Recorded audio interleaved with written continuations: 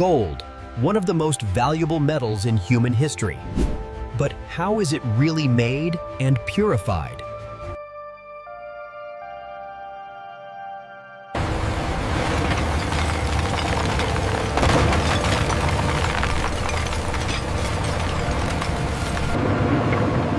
The raw ore is crushed and ground into fine powder to separate gold particles.